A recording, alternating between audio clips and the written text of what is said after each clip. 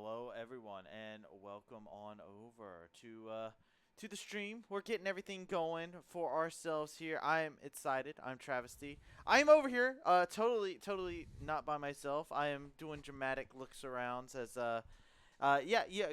there's Mac. Yeah, Mac's here. We don't have our producer at the current moment in time, so we're running it with We got it. one there it is. There's Mac. Mac's in there now. We got ourselves as like me. I'll host it for a little bit, but we'll have Mac joining me back on camera here in a moment once we got our producer in. But Maybe eventually. eventually, I might.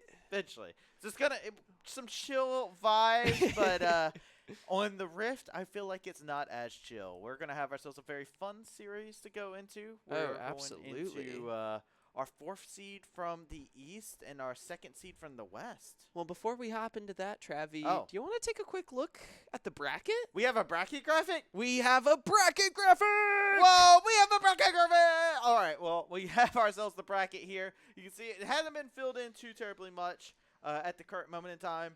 But the matchup that we're looking at, I'm going to get a little bit closer. You don't see me on the camera at the current moment in time, but I'm zoomed in looking over at this graphic. And the matchup that we are going to be looking at is actually up in that top right corner right there. Oh, I got a segue. It is inside Here it comes. Are you ready? Oh, wait. Ba-bam! Whoa. This is Zoomed in graphic. You're so good at production. Hey, man. I dabble. But we're going to be doing USCD versus BU, which is Boston. So it will be Boston versus San Diego. So should be a good matchup. Fun fact about USCD is that they were completely undefeated until they lost to Weber State, who we actually got to cover their game yesterday, had a hard-fought matchup of their own. So USCD could be the hope of the West. They have had a couple of their teams have pulled on through. I believe this is their last remaining team from the West to actually still play their game. So if they make it through 3 of the West teams, besides their number 1 seed, will have made it, which is kind of wild to think about. Yeah, taking a quick look back to the big bracket. So what? West teams, UCI get taken down. No, UCI won. Yeah. Oh, yeah, that was my upset because Okay. I had Harrisburg winning. It was kind of a coin flip. UCI is a crazy team. But, yeah, no, I think this makes a lot of sense. But if they were to pick up that dub, I think there was 4 seeded teams from the West. So that would be wild to think that only the 1st seeded team from the West it doesn't make it into Sweet 16.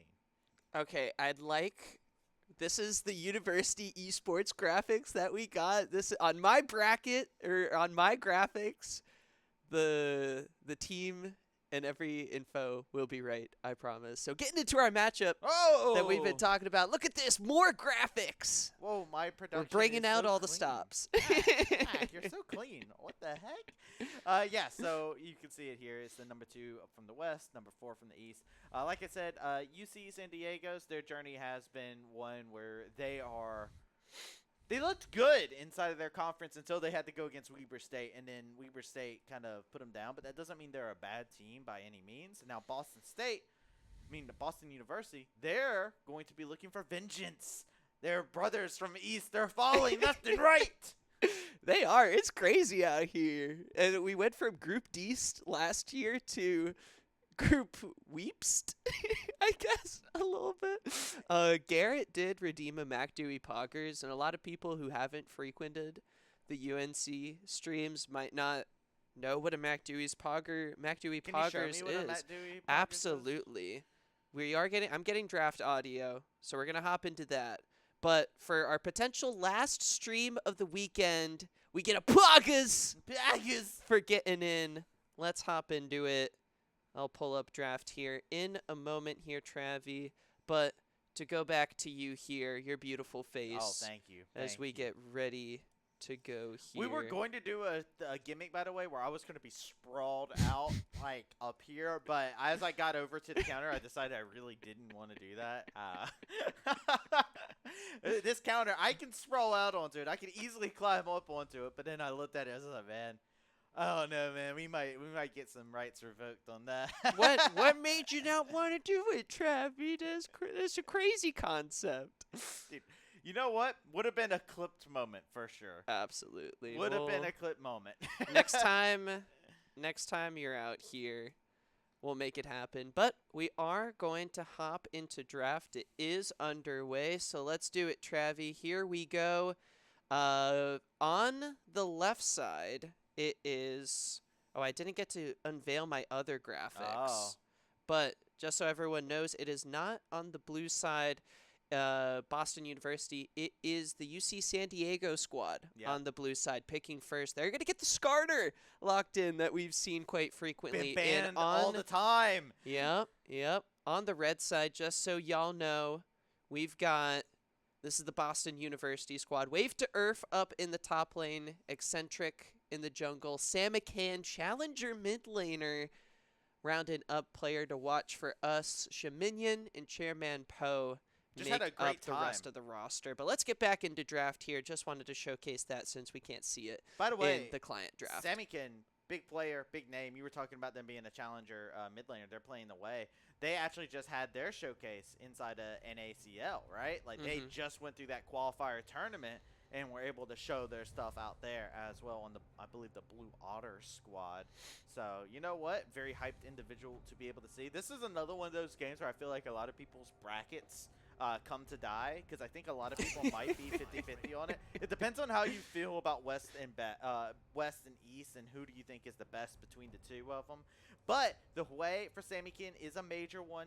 It is a champion that we have seen them perform on time in and time out if you pay attention to them in the amateur scene. Yep. And it becomes a very good showcase for it. And the Aphelios Thresh, that is traditional. Aphelios likes that safety net, right? They love that lantern to be able to catch onto and be like, I'm safe. Look at me. I'm okay, guys. Everything's fine. And as we make our way through the second phase of bans, Travi, the bot lanes have been locked in already. So the solo lanes and jungle, actually, for UC San Diego is the main focus. I know you were talking about before OP.GG is trying to get a little bit of understanding of the players, learn a little bit more.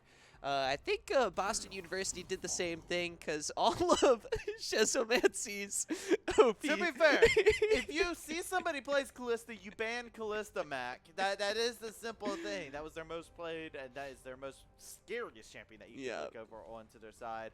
Over on the flip side of things, what it comes down to is the teamwork you're able to coordinate alongside with it. A Vi would mean that you have some very, very good gank potential to come out, especially in the mid lane. Hwei gets good gank assist and is actually able to burst down somebody very quickly. Base damages are very good, so I really like this. Coming out from this Boston squad, they got themselves a very nice and steady composition. Oh, lock into Nidalee, you won't. There's no way. Out of all the shenanigans we've seen so far through the first couple days, Travi, there's no way. That would be something special. King Clueless. Yeah, that's what I thought. Not gonna lock it in. The Jace potentially go to the mid lane, you think? Or maybe top? I mean, we haven't seen Jace mid in a minute, right? So that would be my thought as to why we would maybe not see it, you know? Fiddlesticks, they're just having fun at this point. I'm not going to talk about that pick. But what are the, I mean, Skarner has, I mean, classically, it's a jungler. There is the Nidalee. Travi, we got to go home at this point. What are we talking about? So, Jace mid, Nidalee jungle, Skarner top? What do you think? Yeah, that's absolutely what it has to be, right? You don't play Nidalee in the solo lane, but there's the Mordekaiser slammed in. Nice. Throw your lantern to your AD carry. See what difference it will make. It's going to be in a different realm of reality. So, I like this. I like this as an adaptation. Mordekaiser has been a champion that a lot more people have looked at because of the changes that they made recently to the ult where you can't QSS your way out of it. Yep. You are stuck inside of the Shadow Realm. I have an eyebrow raised at a Nidalee pick. Nidalee has not been a great champion for quite a bit of time. Yep. If you know how to pilot it, you can still make it work, but it's so much effort you have to put in to make Nidalee really be on the prowl as they need to be. It's a favorite for a lot of people. I like playing Nidalee. I know a lot of people that do. Casters like Rafa, I know, are big fans of Nidalee as well, but it is what it is. As we go in here and go ahead and look at everything. Got a little bit of a shuffle going on inside of things. We're getting our production all ready for you all. I believe we should have our production crew coming on through. But we'll go into our spectator delay. We'll go ahead. We'll chill. We'll relax. We'll look at the Skarner and how they could possibly be. They could be very destructive inside of the game.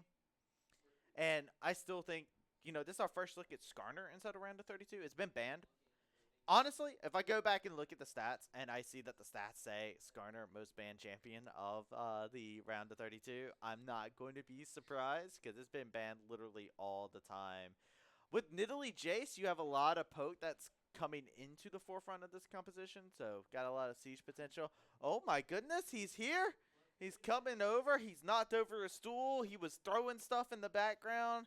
Oh, I may be muted. He might be muted. I'm now unmuted. Aha! Look at that. Production. We're working with it. Welcome back. Well, I'm happy to be here. Yeah. Everyone swapped around. We got the lanes situated. Skarner's been dominating so far, I feel like, from what I've seen. The new Skarner's here. It's a permaban. The scorpion tail hurts. It stings. The rocket picks up hurts as well. We've only gotten, one game of a Skarner getting played on our stream, and that was Strict Proctor. Did he get it twice? I think he got it both games. Did he get to play it both games? On God. He might have. But that was... Yeah, actually, now that you're saying that, I actually think he did get it both games. Yeah, I get wanting to block out those kinds of memories. It's kind of a weird thing for me because it's like it's like when I play solo. By the way, like I solo like, Q. It's anything, Okay. anything. Yeah, like, yeah. It's banned. It's always banned. So it's very intriguing to me. There's actually a very weird dynamic where Nidalee Jace get to throw down poke. Yeah. And Skarner comes in from behind and kidnaps a low HP target, gets his heart steel proc, and he just runs off with him. Mm-hmm. It's a good time. Not for the opposition. Not for Boston University. I mean, but even with that, right, to lay on this siege, they do have good engage potential actually coming out from this squad. Like, I actually look over and I see, like, the engage that could potentially come out. And I'm like, you know what? Engage from Boston University looks kind of sick.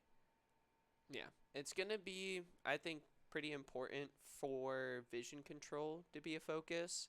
Because I think we've seen it before in a few games, teams that are able to control vision really, really well, especially with things like the Nautilus.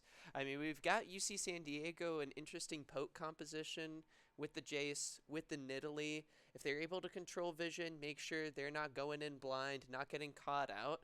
The setup around objectives has to be really careful. And so I think it'll be pretty interesting to see here as we get ready to load into game number 1. It's a best of 3 series in the round of 32. And like you mentioned before, the East kind of down bad so far right now. We'll see. They won the dub somewhere, somehow.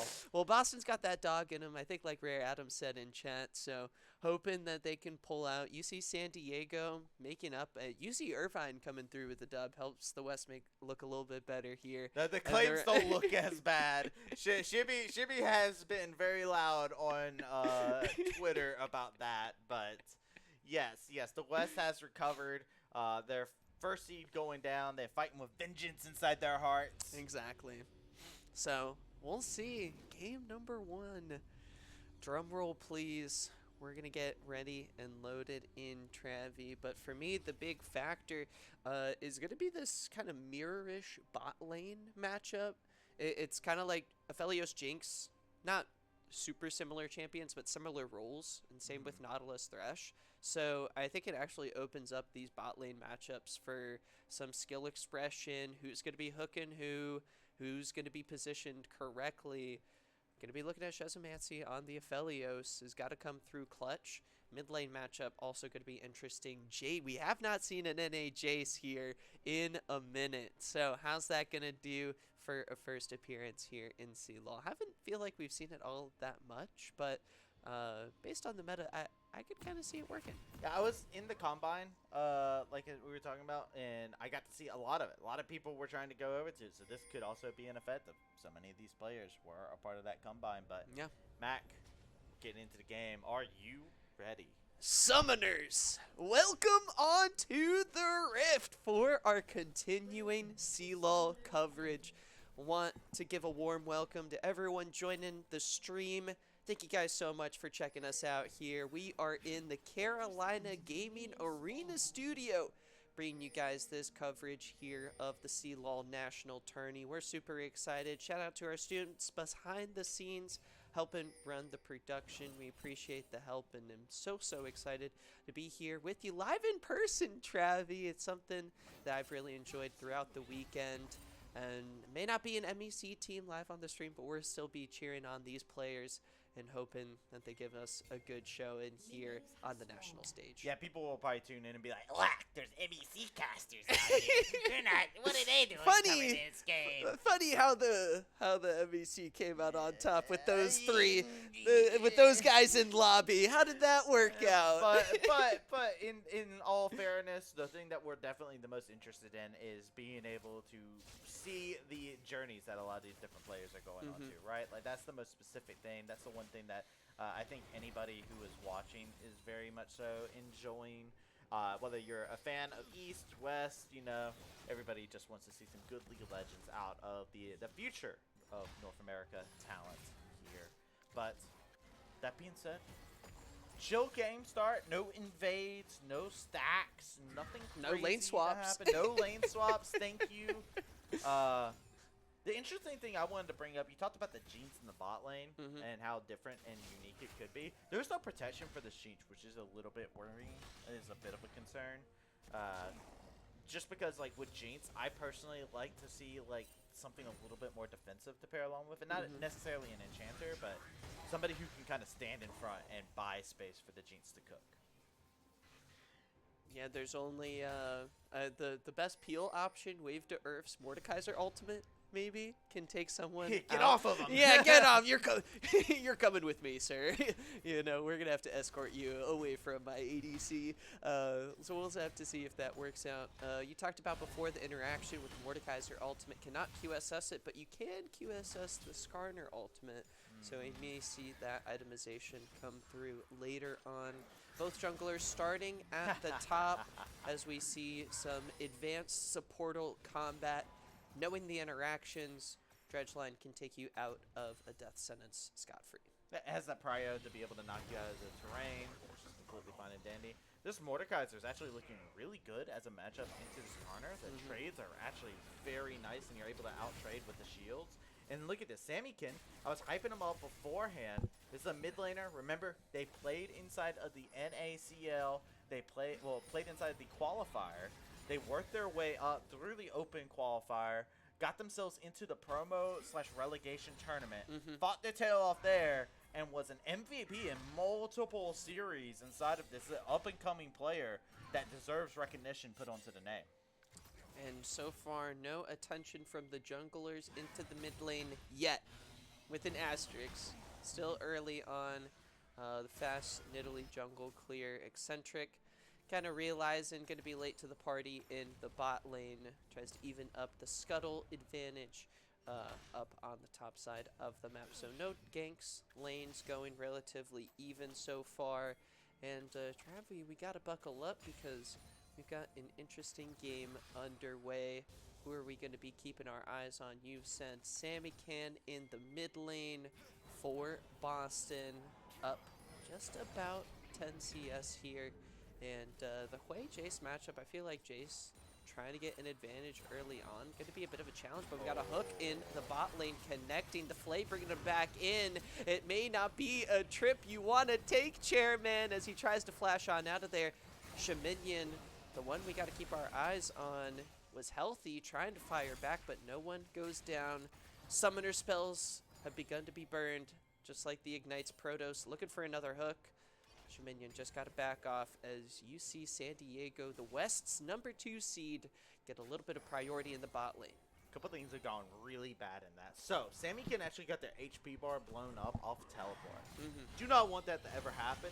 It feels terrible because you just got back. Has some biscuits, so they're going to om-nom on those. They're going to be eating them like they're a Minecraft villager, just hitting that snack. And they will be A-okay. But they have to kind of play the range game for a little bit of time, man. Exactly. Chill out for a little bit. King Clueless coming over here, though. This is the person you were asking me on somebody to watch out for. Well, Sandy Kid's my person to watch out for from Boston. King Clueless, if you're playing Italy, you got to show me something. And right now, already getting a flash. Very good. Repeat gank. But you can see the fist of Vi getting charged up inside the bush. Eccentric wanted it. He's not on vision. Holden getting aggressive. Eccentric, I think, pops out of the brush there. Clueless might have spotted him. His cat senses tingling a little bit. Yeah. He senses something, but another hook going in. Protos, Flame Chopper slowing down. That's going to lead into the dredge line, and that's going to lead into a flash kill for first blood. Shaminian on the Jinx. King Clueless trying to come in. Protos maybe looking for another hook, but the UC San Diego squad, oh, that is dangerous territory, Travie. It's all fun and games until the spears start coming out of the fog of war. And I get Fortunate Son playing in the background. Shaminian, you cannot farm safely underneath the turret, my friend. They're just going to have to back off. Yeah, this wants to back, but that's the thing about Nidalee. Nidalee can just zone you out like that. And the spear won't kill you at this rate, right? It's not going to knock you out. The threat is actually if they hit you with the spear, they can actually get that extended leap onto you when they get Cooper. Their Q is an execute. So once you get down in HP, you're in range. So it's a quick pounce. Get the drive-by, you can pounce out, get out of the turret. It's a very easy to execute dive on that scenario. So good job from King Clueless, especially because they are going that Conqueror build. They have chosen Conqueror as their keystone, so they're looking to be more sustained inside these fights instead of being more like, kind of like an assassin gameplay from Nidalee, where you hit a spear onto the back line and you're just like, all right, I pounce over everybody. Like, it's like Free Willy inside of the game, but it's just a cat pouncing. Neutral objectives traded early on here, Travesty. Eccentric securing 3 Void Grubs on the top side of the map, while UC San Diego, after that bot lane play, we're talking about the recall difficulties from the side of Boston, and Clueless is going to be able to use that timing mishap almost, or, you know, getting that advantage on the recalls to be able to get Dragon. So, still pretty even early on.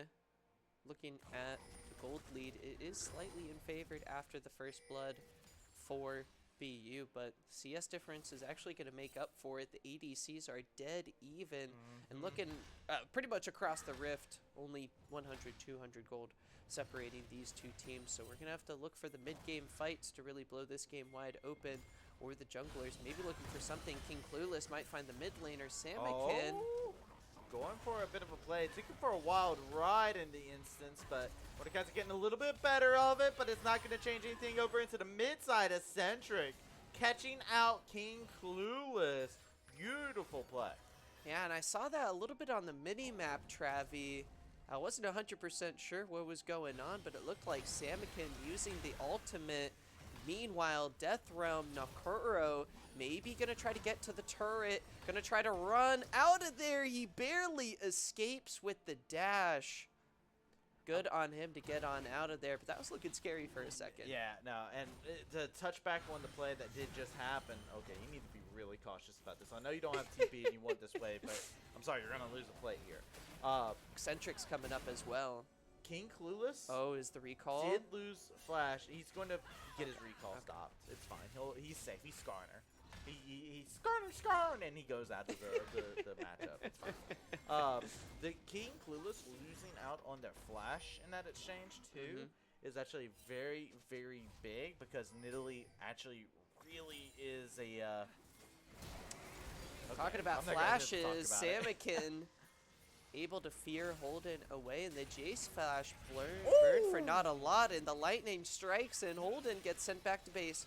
Meanwhile, the chakrams are coming out, the Moonlight Vigil as well, firing from far away. Shezomancy forces Shaminian to back on out of there.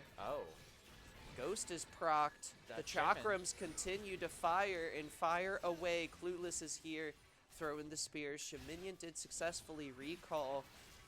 Shezomancy's feeling himself with the chakrams here. He was dishing out a whole lot of damage. Yeah, so the weapon combination wasn't good for the Aphelios to actually find a kill. However, Chairman Powell, not a great place to be at. I think the idea was they were going to hook in, ignite, and then Jinx would send Rocket down, and then you would get a kill that way, because Nautilus will hold you down for, 3,000 Enough years. time, yeah. Just a little bit. Yeah, just, a little bit of time for the Super Mega Death Rocket to come through. So I get the vision, but it was heavily distorted with everything going in their favor. If you are on the side of UCSD, you need to make more plays like this. Flash is available. Samikin not holding back, dishing out the damage, and he's got the blue suede shoes on to avoid the death sentence. He's going to be just fine. Holden, it must be so stressful to play up against Samikin's Quay, right? He is having to dodge constantly, abilities being thrown at from a mile away. Samikin looks on point in the mid lane with this mage pick. Now, you see San Diego trying to control the river, trying to look for Void Grubs here, but Chairman has roamed up Travi looking maybe for a fight. Like I was talking about earlier on, this is a player who has shown themselves to be a very, very skilled player inside the top level of competition that you could possibly get inside of Tier 3, Tier 2.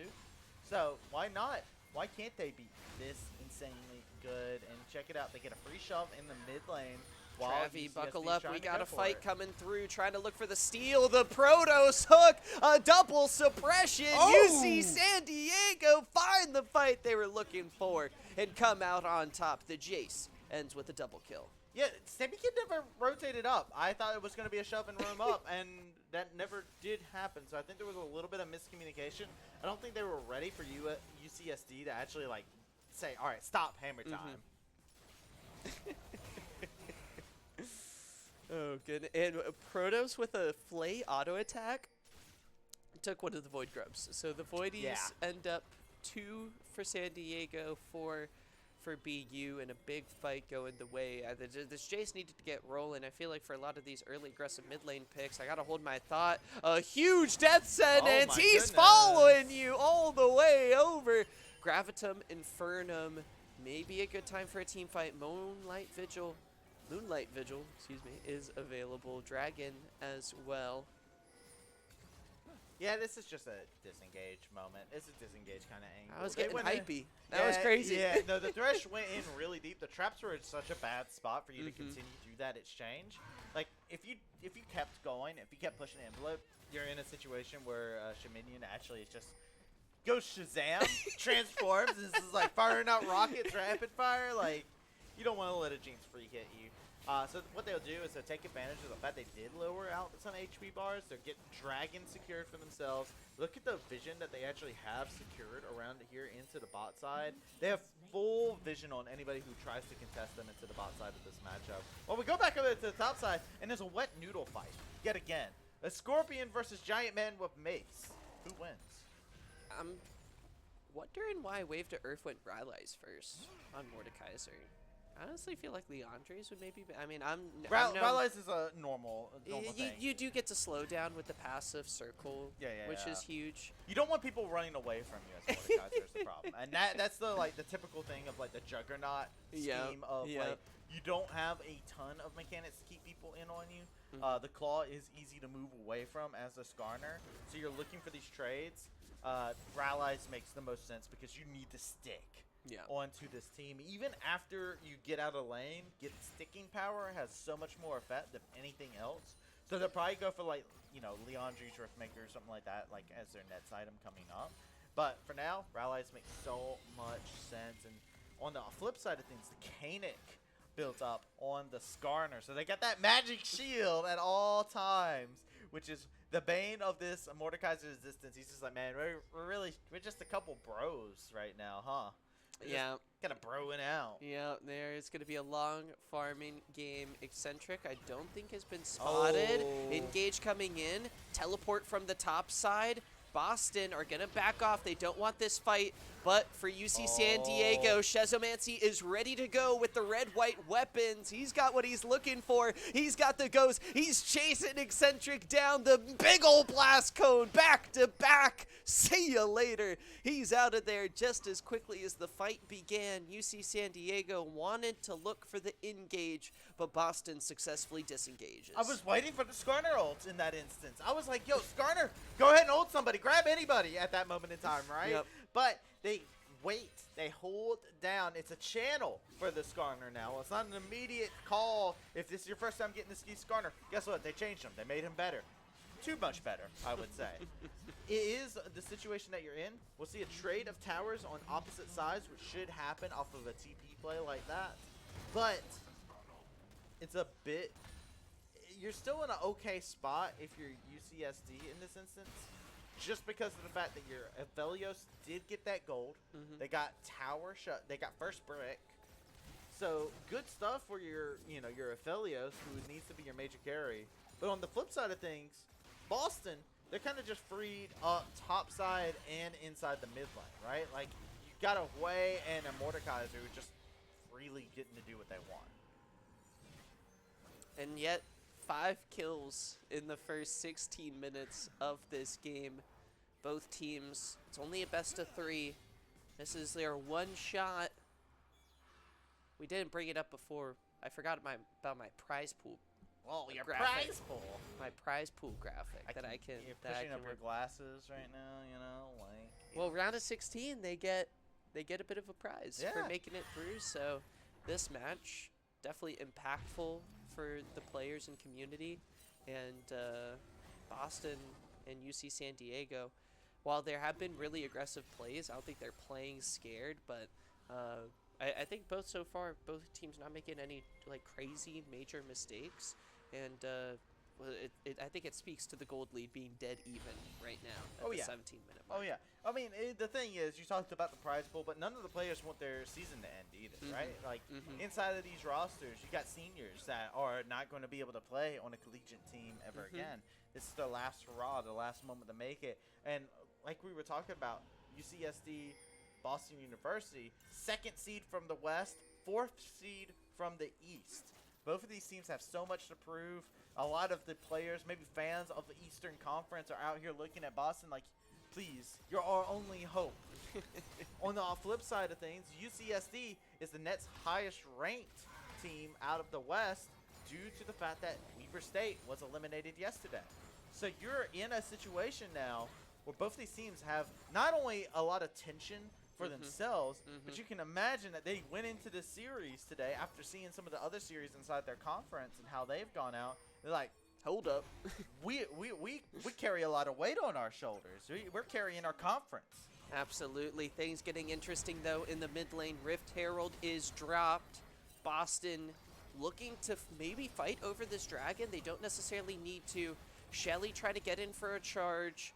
Is going to succeed, and that's the mid lane outer turret going down, but Shaminian gets chunked out with a huge Nidalee spear connecting, and this is what I was looking for, talking about the vision control. Was that a Jace Q? Is this the poke comp online, Travi?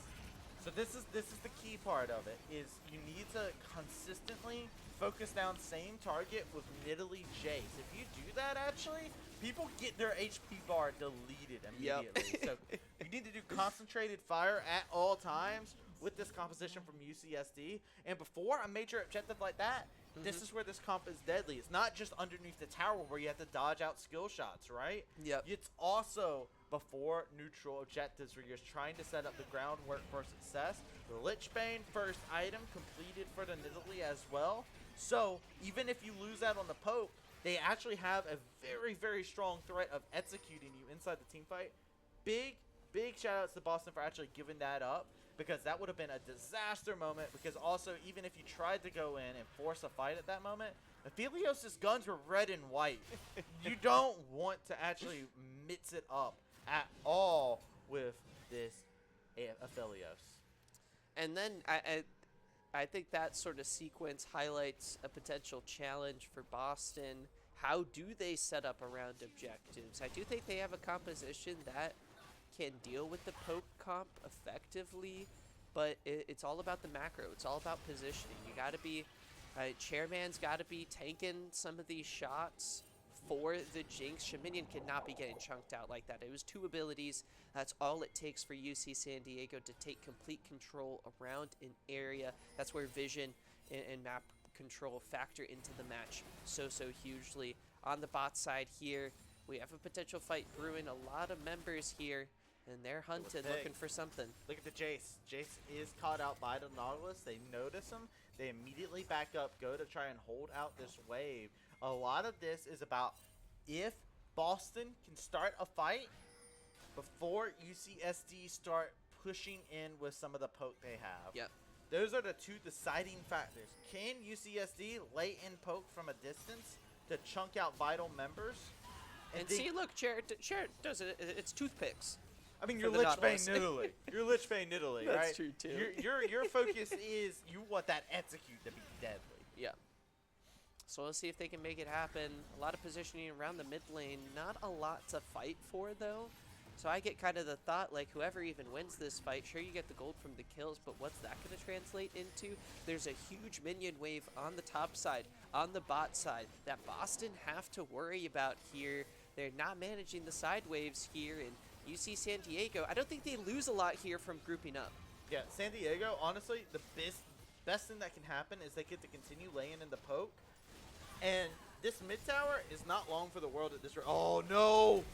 Boom. Hook, line, and sinker from Protoss. Samakin goes down. Did try to flash, but not going to matter here. Baron is available. Teleport for the Hui. You got 30 seconds. Total, again, map priority. UC San Diego playing this poke composition super well. Boston look lost in the sauce at the moment, trying to navigate this mid game. Hey, they're just playing slow and steady. And that's really all you have to do with this type of a composition. You play it slow, you play at your own pace, you chill, you relax, you vibe, you kind of have a conversation with each other. UCSD do not have to have an accelerated pace to this game because a slow pace benefits them. Poke comps appreciate a slower pace of the game. They don't want to be lost up in the sauce. Boston, they don't have an answer. They haven't figured out what their answer would be. Thank you so much for the vision toggle, as you can see there too, because you got to see exactly where the vision lies. They haven't really been able to find any concrete vision either. There's no vision lines for Boston, so they can't see where the poke's coming from. It's just a surprise waiting to happen out of the fog of war. When you look over at what UCSD has done, they've got good vision that intercepts into the base, well, inside of these jungle camps. They have the choke points all signaled out, so even when you're in the rotations, UCSD know where you are, and they're able to fire off more educated shots into the fog of war. Next dragon coming up, Travi. This is a big one. Kind of sneakily, San Diego on soul point, and in 40 seconds could look for the Chemtech Soul. Boston, the fight around the past dragon Shaminian was chunked out. Can they position better? Look at this eccentric, a beautiful flank. This is what they need to find and engage onto the backline. Chesomancy is ready for the fight as well. Here we go. Buckle up. The ADCs. King Clueless goes down. The Nidalee. Chesomancy hooked in. Are they going to be able to find more damage? Oh, the Hui Aphelios. ultimate connects as well. Bada bing, bada boom. Down goes Chesomancy. Shaminian still alive. Fire it away. And Boston University find the fight they were looking for. They're going to get an ace. On to UC San Diego, just what the doctor ordered. No Dragon Soul for you. Absolutely necessary. Key things to take note of inside of the fight. Samakin joining in on the flank allows them to pair together with Eccentric to layer on that damage.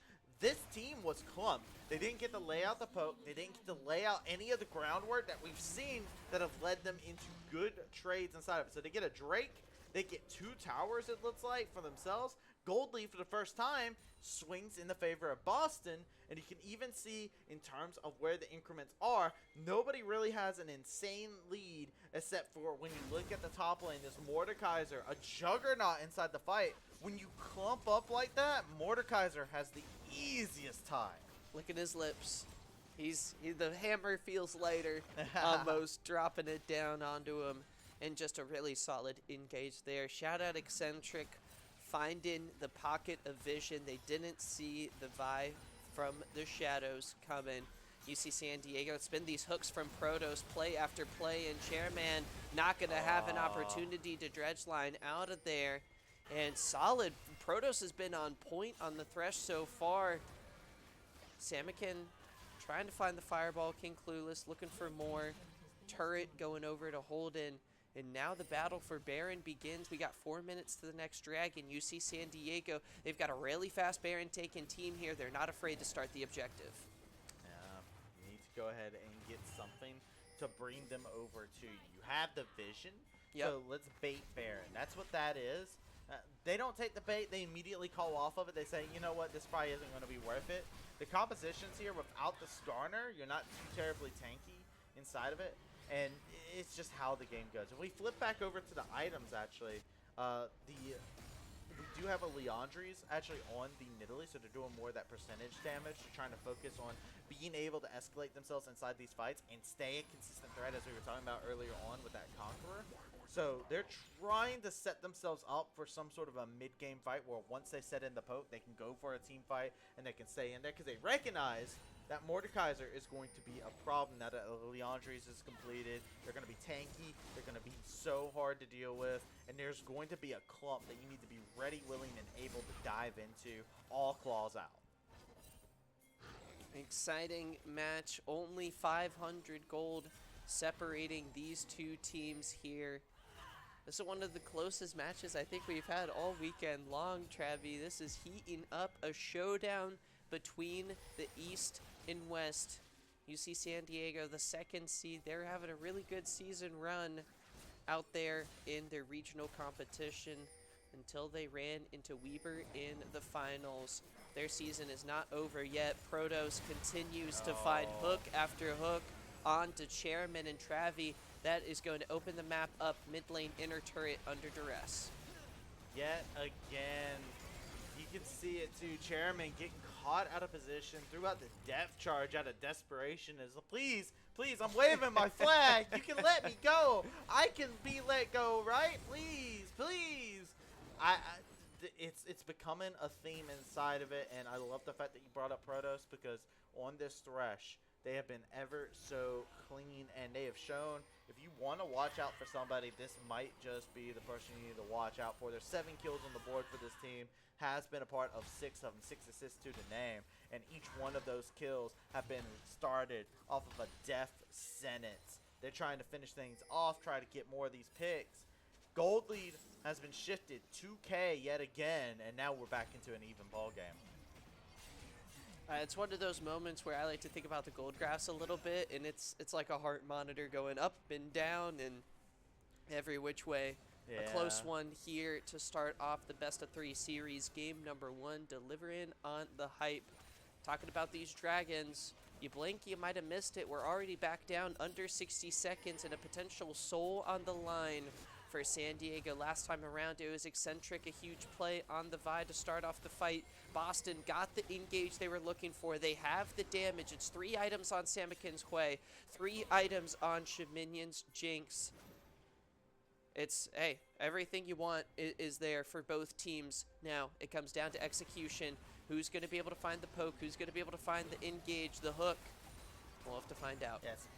Red and White just established on the Aphelios, was just able to trade out those weapons, so they do have premier weapons for a fight. Good flash coming out as well, so Aphelios stays safe. Not going to be able to get fought in any kind of bad situation. 4v4, the side laners are not going to join. Shezomancy is safe.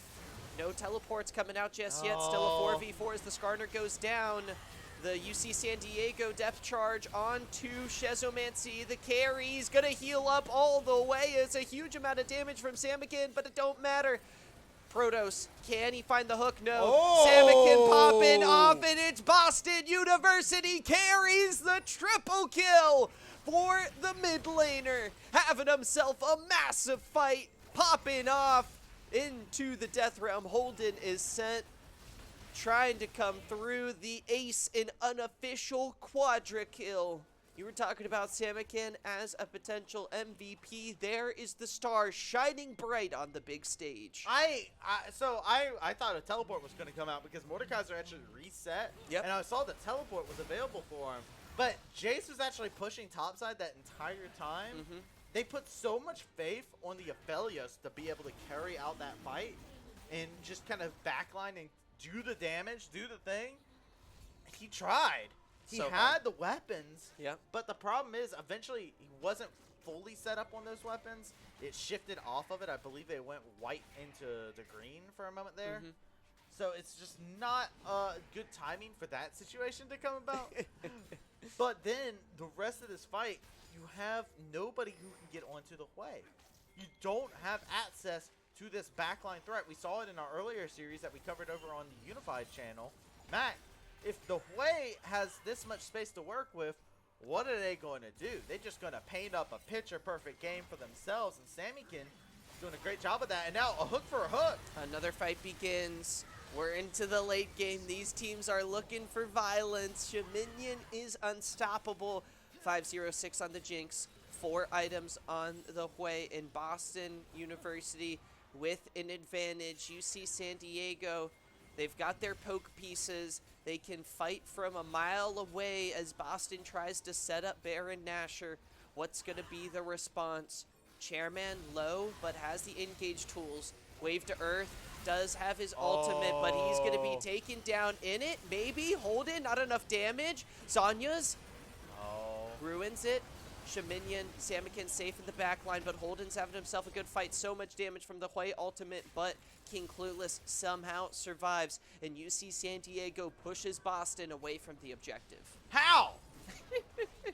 There were so many things inside of that just looked like they were Boston favored. Mm-hmm. And because like there was a moment in time where the Jace just didn't auto, and once they got put in the Shadow Realm and they just needed the auto one more time, they were just kept trying to do the like cool guys don't look at explosions moment, right? They kept turning their bats to the Mordekaiser. Like you're still kicking, you still have these shit. Okay, but with this Rift Maker now completed on the Mordekaiser, they live out for so long. UCSD, they have this key member down here in the bot lane. This Aphelios, remember, that took 3 whole bans at the very beginning of it, saying we're not allowing you to play all your other champions. You're not allowed to play Kalista. You're not allowed to play Ashe. You're not allowed to play anything. Yeah. They say, okay, cool, bet. I'll play Aphelios with Thresh. Looking clean on it. What a series of fights here, Travi. So close, and it all comes down to who's going to be popping off the most. Shaminian and Samikin, Holden and Shezomancy. Who's it going to be? These tanks have a big part to play as well. Who's going to be finding the hooks? Well, Big spear connects there onto Eccentric. Doesn't have a lot of solid ways to heal up. Also doesn't have a lot of MR.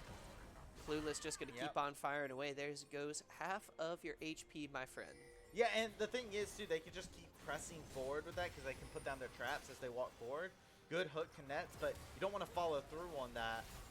Boston, they understand that poke is happening to them, and they're trying to push down. They're trying to brute force their way through the mid lane to try and circumvent this pushing that's coming out. You want to stop it from them having the superior territory inside this. They had the high ground at the moment, and they're like, yo, UCSD, get down from there. You cannot win. You can't do it on the low ground. Boston trying to pull off a victory here. It's close. They've been taking dragon after dragon, trying to prevent the soul. Eccentric dancing around. More spears come in. They have to deal with it from the jungle coming in, dodging out. Shaminion's positioning has got to be on point. He's safe in the back line. Death charge coming out. Here we go, Travi. Buckle up for a big fight. Big Hui ultimate into everyone. Big shields coming through. Redemption and Locket. Protoss is trying his best to keep the team healthy and doing a pretty good job. Nocturio's got to be careful. So low. Was it a lantern with the Hui Yeah. ultimate? That's brutal. Take the lantern. Oh, wait, no. You no. stay. Don't take it. But I mean, even though they took it, right? Boston looks like they lost out on the fight the most. Look at that HP bars. They're all having a reset. Look at the HP bars of UCSD. Such a fast Baron taking team, Yeah. Travi. No Hex Gates on the map. Look, already a third gone. Already a half. Teleport Already a them away. quarter. And there it is. Easy Baron for San Diego as they capitalize on the damage from the fight. Yeah, now Boston, you're Oh my looking at a gosh, look at this consistency rotation, plan. Travi. They want inhibitor. It's a bear inhibitor. Why not? They're not stopping. They thought that they would be able to move in. Can they win? Low key. Boston going for the dragon. It's not up for 5 seconds. They're gonna have to look. Everyone's panicking. Yeah. Recall. Are they gonna go for the base? Are we gonna have a fight for their lives? Oh. Here comes everybody. Here we go. It's a rumble for who's gonna survive. Shezomancy goes down. Felios! Not a chance to fight in this one. Boston defend the base successfully. Shezomancy gets caught out. Flash is not enough. Teleport, wave to earth, going into the mid lane, looking at the death timers. They got 40 seconds. This at least is going to be Boston securing the dragon. It would have been so cool if UCSD actually just saw the backs and said, I'm going to back. I'm disengaging. Cool. We got you guys all the back. We're going to Dragon. now rotate down Yep. the dragon, get Soul. It was so easy, it felt like. It felt like it would have been such a great call. I thought that we were about to see the Giga Brain moment, but UCSD, they see glory. They see fame in front of them. They see Sweet 16 can possibly be in front of them if they just take down that Nexus. But they get baited. And then you know what they say. Greed, it equals feed. And that is what happened to UCSD. They do get an inhibitor in the top side, so there's nothing to slouch at. But now, both teams are at soul point between the two. And all the dragons, the last 3 dragons, have gone the way of Boston. Unbelievable. After the 3rd dragon was secured so easily, Travi, with the poke setup, I thought San Diego had the game plan figured out, but Boston have adapted in real time to try and figure out, work through the kinks, understand what went wrong, and adjust from there. This has been a close one. 36 minutes. We're in the end game now, Travi. That we are. One team fight is all it takes. 36 minutes, our longest one that we've had inside of the UNC, the Carolina Arena here, as we have been not able to really have a game that's gone this long. We've had like a 30-minute game, I think it's been like our longest one, but they are really putting in the hurt, trying to put in the work, make sure that debts will be paid. And you can see they want to lay in that poke. UCSD, this is the problem with poke compositions. You have a problem actually ending the game if your poke is not landing flush. Yeah, exactly. Let's see, Travi. San Diego still got Baron. They're going to secure one more turret for themselves. Boston just going to play it safe. We're getting close to full builds. Holden is already there. Samakin. One more little purchase, and that's going to be a full item Hui. So many players are actually CSing on point. Like, look at this. 360 CS for the ADCs, 340s for the mid laners. Everyone's locked in, ready to play on the national stage here. Shezomancy, a big death in the last fight for the Aphelios. He's got to be careful, can't get caught. There's so many tools for Boston to try and get onto the back line. You've got the Mordekaiser ultimate to worry about, Eccentric's Vi ultimate, Chairman Poe depth charge. It's point and click stuff, Trav. You can't dodge it. They're coming for you. And, you know, it comes down to positioning against these abilities, right? You got to let Nocturo maybe tank some of that stuff up. And it's a tough situation to be in. I don't envy the players in here. My palms would start sweating, you know, especially at this point in the game. We're at the point where gold won't even matter. So even if you get like a big swing in gold, it doesn't matter anymore because everybody's going to be hitting their final items here soon because it's been such an even game. Like, it doesn't even matter if you get a definitive like gold swing in either way at this moment in time. It's all about dragon in 2 minutes, I feel like. Baron will be up a little bit sooner than that, but I personally think that is just, it's Soul. It's Chemtech Soul. You need to get it. It is the definitive thing that will make it to where one team can push out in team fights. UCSD is great when they get to start things with that poke, get things going for themselves, but they have a problem closing out fights. They have a problem with long extended fights. They do not want any of those. Boston, they love these extended fights. They're going to extend into one right now. Eccentric may be dead. Going for the follow-up. And in an instant, he goes down. Baron is up in 53 Oh, seconds. no! It's another hook. UC San Diego have found one, have found another. Holden's on a rampage, flashing away from the hook. Samakin now under fire, gonna try to flash away the damage. Enough to back off King Clueless, but not the rest of the engage. Gravitum Root comes through. Samakin running for the hills. Shaminian trying to hold down the fort. It is 2 kills, 2 big ones going over to UC San Diego as they get full priority on the map. And full prio on the map. This gives them enough time to set up around the Baron. They can try and lay on another siege if they land a little bit of poke, red and white on that Aphelios. Those colors do not run back. This could be the finish that they've been looking for. This is absolutely a mid inhibitor. Do they press for more? I feel like you just back up and you say, all right, Baron spawning in 5 seconds. Bet we're going over. Playing it safe. The teams want the win. They're going to try to do that to the best of their ability. UC San Diego is just going to melt through this Baron. I think they have enough time to head over to the Dragon that's coming up next. A very close steal, but solid positioning to make it so Shaminion's ultimate wouldn't close. Do they maybe just go to the end? They don't have the minion wave. Chemtech Soul has spawned. San Diego, again, not prioritizing the Dragon. They're looking for the game. Chemtech Soul ends up going over to Boston. There's no minion wave. They're going to go for the inhibitor. Baron buff is temporary. The Soul is forever, Travi. I wonder if San Diego's going to regret the decision. This is... They just gave up all the prio that they had inside of it to try and barrel down mid. Yeah, you get an inhibitor out of it, but you have Baron buff. You could have gotten that inhibitor anyways. You had no wave. There was no business doing that play. Now, Boston, I think, are just completely favored at this moment in time with the Chemtech Soul. And teamfights do go their way whenever they don't overextend in exchanges. So they do need the Vi to, like, you know, when they go in for the ult, they need it to be in a more concise fight where there is no threat of a Thresh Lancer and dragging the Vi all the way back into unfamiliar territory. Boston, all they have to do is they just have to let UCSD push up and they can just go ham on them. They're going to push up into the bot wave. The waves are not there in the other lanes yet, so Boston can group up as 5 to try and defend here. Wave clear is there. Huge Jace Q from Holden to chunk out Shaminian into the backline, but he's going to be able to lifesteal on back up. Nocturo trying to give the other minions Baron buff. The top wave coming in. Samakin going to try to head up there. UC San Diego's hope. Triple inhibitor as the death sentence goes wide. Clueless trying to fire spears into the backline. Shaminian doing a good job dodging. The turret still has not fallen. There is a minute left on Baron buff as Nocturo looks for a potential pick.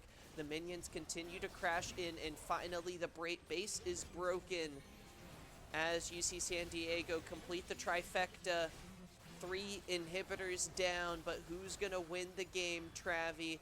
Chemtech Soul alive for BU. I mean, right now it's UCSD. They're just playing the slow game, and Boston are letting them do it. They're just choosing to slowly bleed out at this rate as they're just falling victim. Look, Nidalee's over here all the way up in top lane throwing spears. They got to go for an engage. Protoss is the target. Shezomancy on the right side of the fight going to step up with the Infernum. It's so much damage from the Aphelios coming through. It's exactly what they need, but Shaminian is firing back on the Jinx. The Rocket's red glare coming through. The Super Mega Death Rocket procs the Guardian Angel as down goes Shezomancy once again. It's a quadra kill for Shaminian, who defends the base in glorious fashion. Boston University are hanging on. They're hanging on, but that rope is frayed. Like, you lost 3 inhibitors. You took your time on the play. Boston, you have your Hoyas in a great spot. Your Jinx is in a great spot. You need to look for those engages more and more. This composition is not meant to live inside of a long fight. So UCSD, as long as you get rid of that Aphelios now with a GA pop, I'm hoping this is an eye-opener for Boston because we passed that 40-minute mark. We're going into that 45-minute mark inside this game. And, I mean, if you're inside of it, right, I get that the pressure is high, but the decisions that have been made inside this game, you got to make a snap one to go for that play to catch out that Aphelios. hoping now, like I was saying, with that GA popped, it will be a window of opportunity for this Boston squad. Well, I guess food for thought, Travi. Elder Dragon coming up in about 2 minutes here alongside Baron. Elder Dragon could be huge for either team. UC San Diego maybe think, hey, we apply the pressure with the triple inhibitor. They don't get to fight over these next set of objectives. We're trying to play a little bit of chess here as all the waves will be pushing dramatically in favor of the West's number 2 seed here. They're going to try to look mid as Boston cannot go out of their base against this poke composition. The 2 Nexus turrets still stand as inhibitor respawns. Boston have an opportunity to catch their breath. Yeah, as much weight as on their chest as possible, though, right? They're catching their breath, but you can tell that UCSD is trying to apply pressure onto the chest. And you are seeing that they're having trouble being able to catch onto that breathing. With Elder, as you were talking about, with triple inhibitor down, mid inhibitor just respawn, UCSD's next priority is to try and push in and get this 3rd inhibitor. Just that way that this dragon is just uncontested on their behalf, because they do not want to face Boston if they go in just like that. And minion waves need to be in the right spot, because UCSD has shown they're ready to just go nuts. They will bet everything all on a singular minion wave going into the base. And what's been the difference maker for Boston is Shaminian in the backline still deathless. You talked about before how the Jinx does not have a savior in this game on their team, but Shaminian is his own savior in this one. Has the Guardian Angel, no boots, 6 items, all DPS, ready to go. With everything proceeding onward, I wonder, what is it that you will look to try and exchange here, right? Like, UCSD has given up every single dragon. They're actually looking to go down at this rate, which I highly recommend. I don't think you want the fight there. You want to keep laying in the poke. Go ahead and go down. But wait a second. UCSD's actually just doing Baron. It's melted down and almost stolen. 100 HP was remaining. Shaminian just comes up the itty-bittiest short, but Elder Dragon is on the map. Although low. Boston looking, King Clueless healing up, teleport from the top Dragon's side up. of the map. Huge minion waves in the Boston base with Baron They're teleporting buff into the end game. Travi, we're playing chess. It does It not is get stopped. stopped. Teleport inhibitor is down. Baron minions double TP. The Elder Dragon fight cannot commence, and we have madness on Summoner's Rift. UC San Diego looking for the end game as Shaminian goes legendary. 10 kills, Guardian Angel procs. Wait, he just wins Shaminian this. getting low. No! Shut down. Samikin can't save the game, and the This how it ends? checkmate. Travi, San Diego destroy the Nexus and take game number 1. That's how it ends. That was absurd. Welcome to CLoL April Madness. My goodness. We doubted it a little bit. They didn't go for the Chemtech Soul, but if you teleport into the base, Travi, no soul's going to help you in that one, as I feel like the soul of Boston leaves their bodies after that close 45-plus minute match. Unreal ending. This is cinema on our screens. It feels like UCSD said, you know what, we're just going to keep throwing our bodies at your base, and eventually they're going to pile up so much. The damage was done from how much that they continuously rammed their bodies into the base. So, you know what? It worked in the long con. You got the dub. My problem that I look at is, all right, you're going into game number 2. Both of these teams need to prep. A 55-minute game is not exactly a win condition. A war of attrition is not a win condition. I feel like if you're both sides, you walk away with this, like, all right, we both have to adjust things. There's not a single, oh, yeah, we have to. Like, the Jinx was deathless inside that game and was actually tearing you off. Like, it's crazy. I just imagine Levi from the MEC is like, this is what I'm talking about. This is the state of ADCs. Even if you have a perfect ADC game, sometimes it's not enough. League of Legends, a team game, and UC San Diego, the number 2 seed from the West, prevail in game number 1, but it's a best of 3 series. If that's an indicator of how the series is going to be, we better buckle in because we've got a close one on our hands. Everyone, don't click out of that browser. We'll be hopping into a quick break as we get geared up and ready to go for game number 2. Don't click out of that browser. We'll be right back.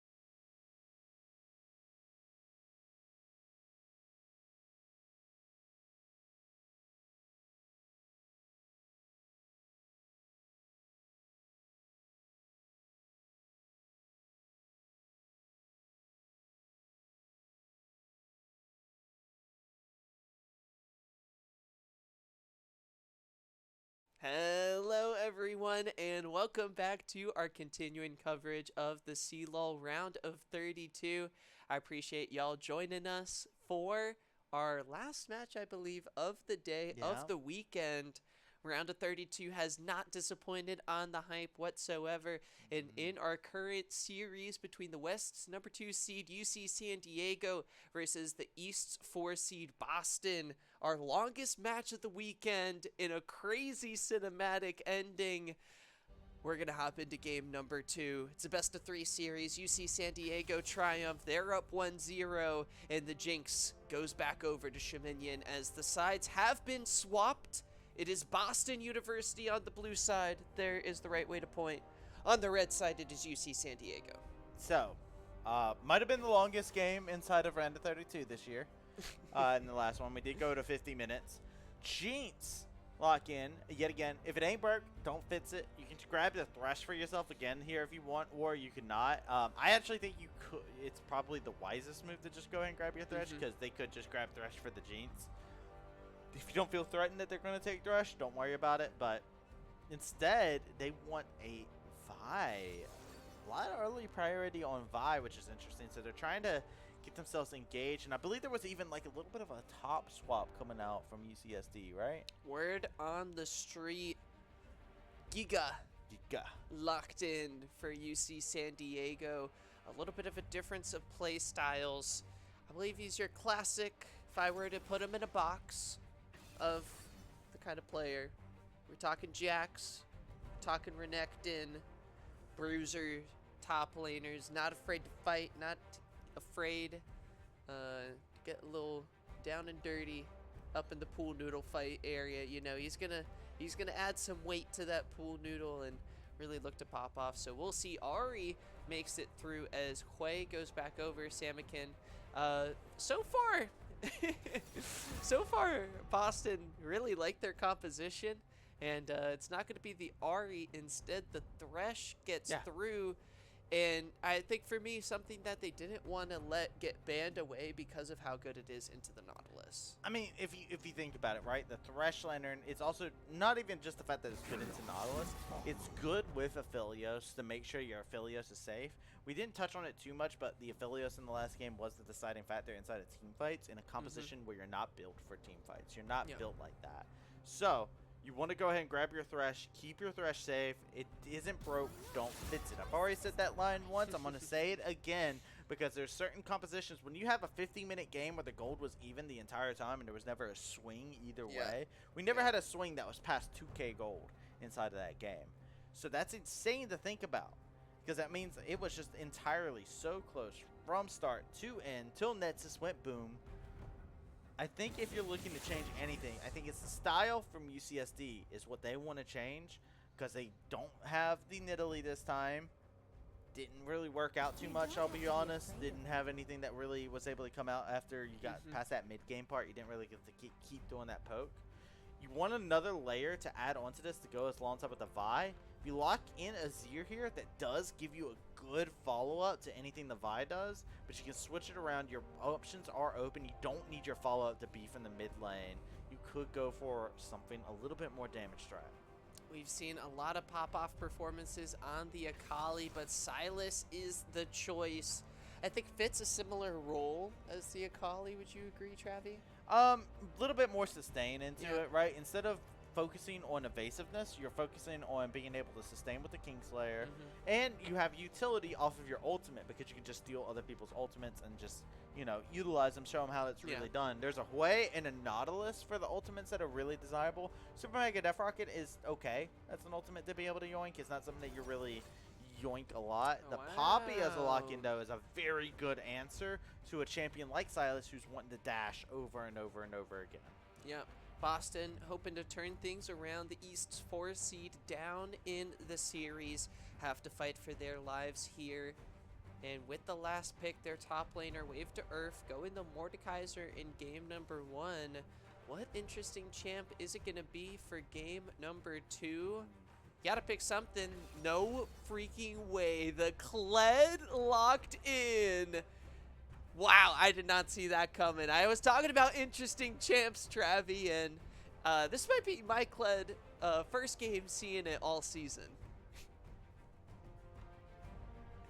Yo, that is bold to do. At your last possible moment, you say, hey, give me Kled. Give me Kled. Oh, wow. All right, you want to fight? Yeah. This is the fight top lane. This is the top lane that says, I want to fight you. Yep. These two will be scrapping against each other the entire time. Ain't no way. Ain't no way, right? Okay. Okay, cool. Yeah, they were messing with us. Okay. They were messing with us. There's no way you do Kled jungle. This is not, what was it, season 10, 9, where somebody, I remember Blended together a little bit. there was a season where I remember there was like a season and a patch within that season in which Kled jungle was semi-viable. It was not OP ever. It was just semi-viable. But yeah, Kled top. It's both of these top laners that do want to fight. Mm-hmm. Olaf, the lower HP they get, the more powerful they become. Kled, if you haven't seen a Kled game for a while, the biggest mechanic that you have to worry about. Let us catch you up. Biggest mechanic for Kled is the dismount function that you have, the dismount and remount. So you're playing around that mechanic the entire time. So it's constantly wanting to go in and fight. Your big strength and weakness as Kled, though, is you have this like little burst of auto attacks you're able to do. Yep. 1, 2, 3, 4. You're out of gas for a little bit. It's on cooldown. You have to play around that. That trade is actually really strong. So what you do is you actually just focus on when you see if they use that inside of a minion wave. That's your moment to go in. So Olaf, watch for Olaf to actually be throwing their axes and just going at them the moment that they see that little 4 attack burst just goes away. And on top of that, the big ultimate, I feel like one of the kind of more signature ultimates, it's hard to miss, Kled yelling at the top of his young lungs to go in with you the know you have to charge. yell that whenever that ability is used, right?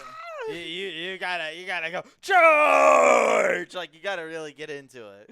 And it buffs everyone else's move speed.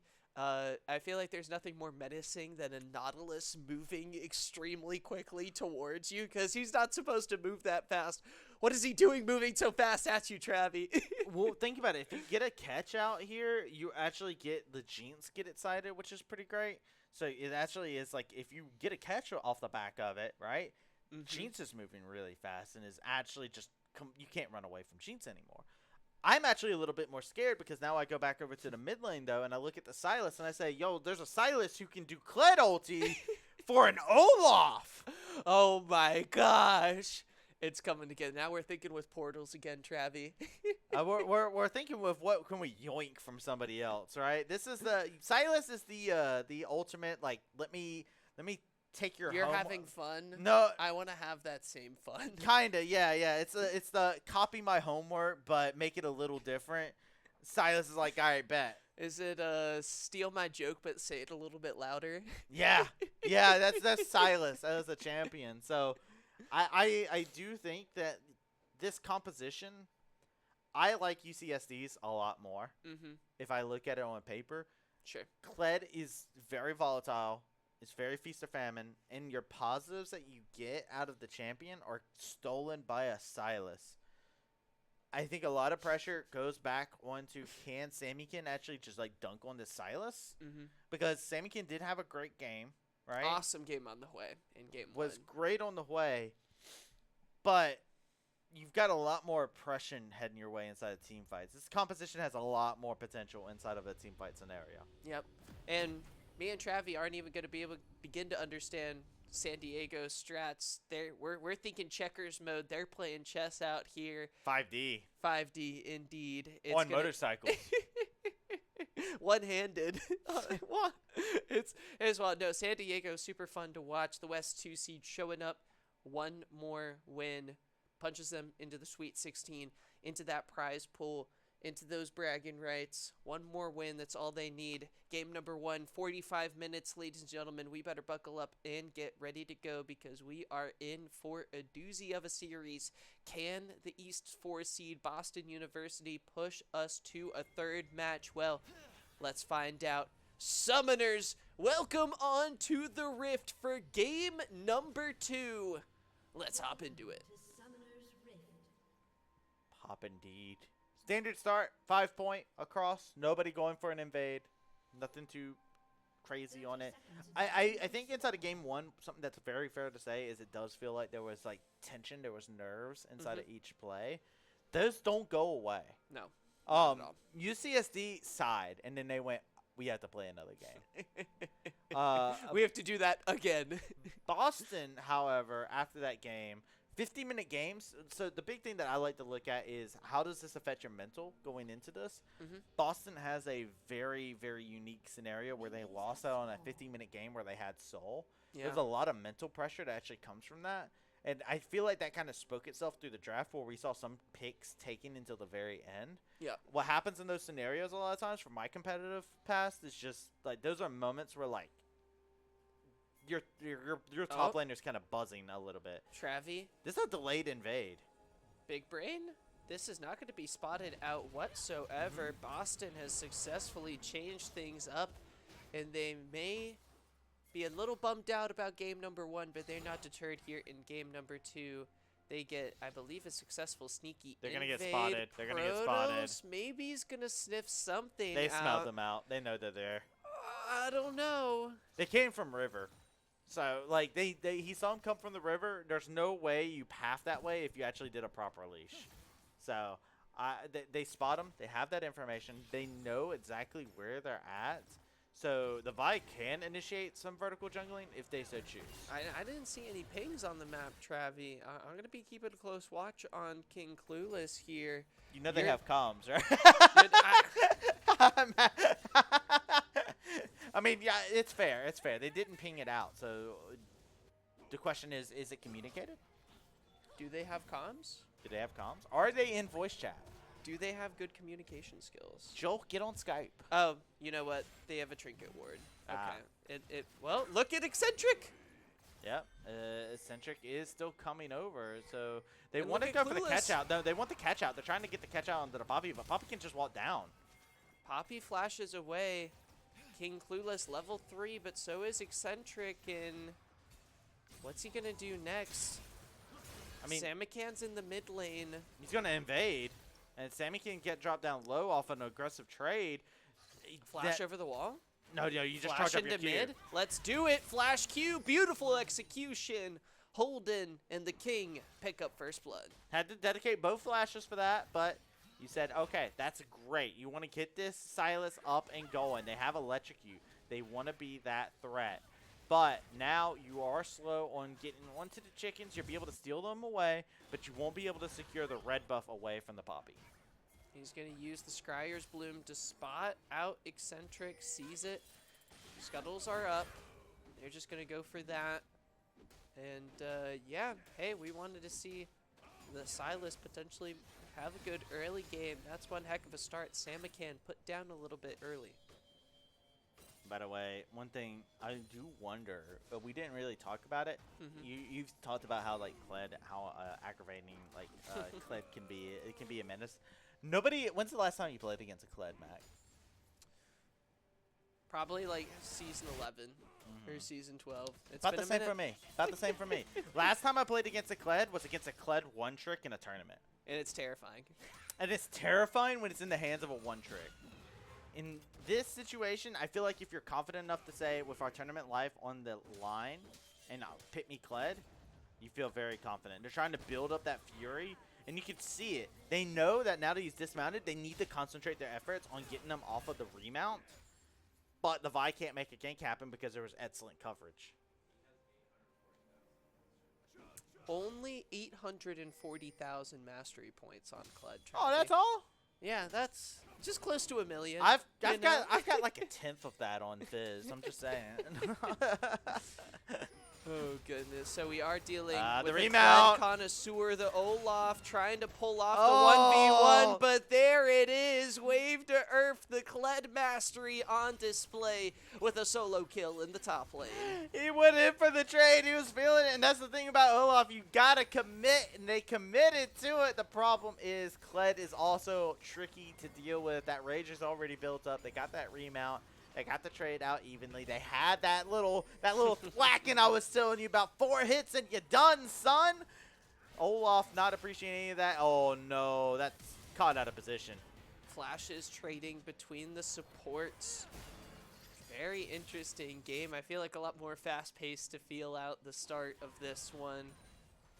Big advantage in the top side. Caulfield's Warhammer picked up for wave. He also is the first to get level 6.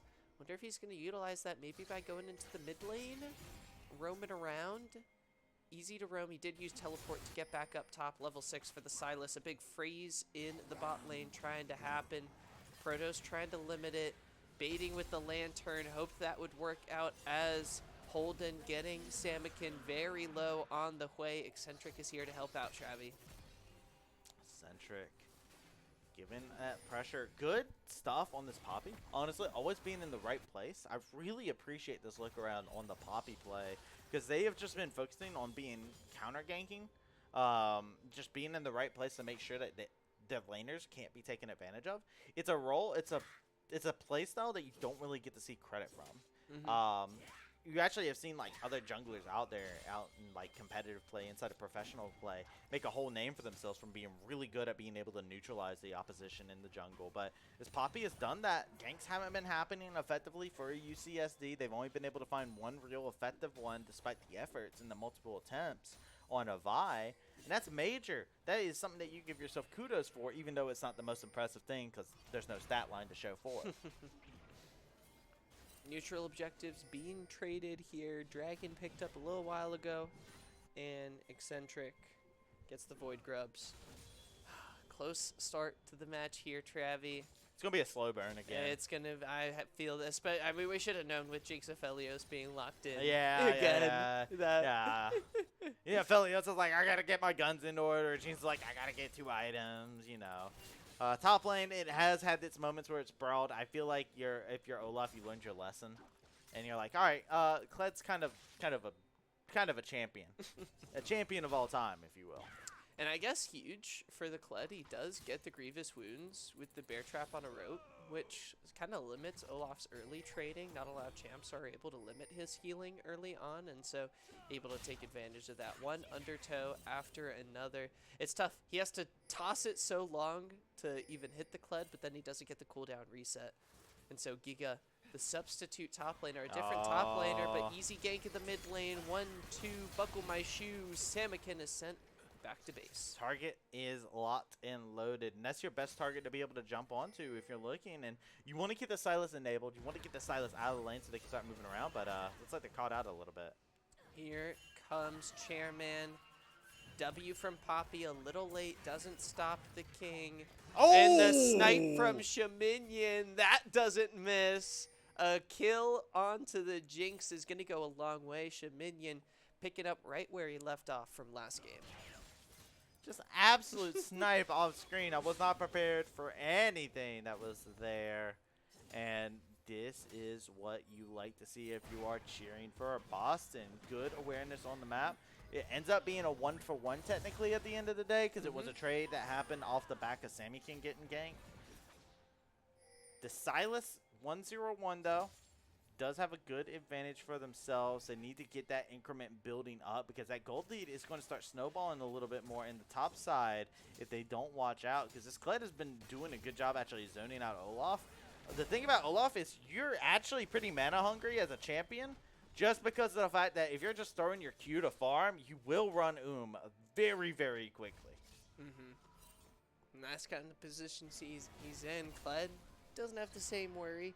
Skarl gives him, well, I guess Kled doesn't really have any magical abilities. It feels kind of suiting for him to, Skarl is I feel like a pretty magical creature, but we got a duel in the mid lane. Poppy ultimate going to be used, sending Samikin all the way back into, in the territory of his inner turret. Meanwhile, 2 kills apiece between the 2 teams.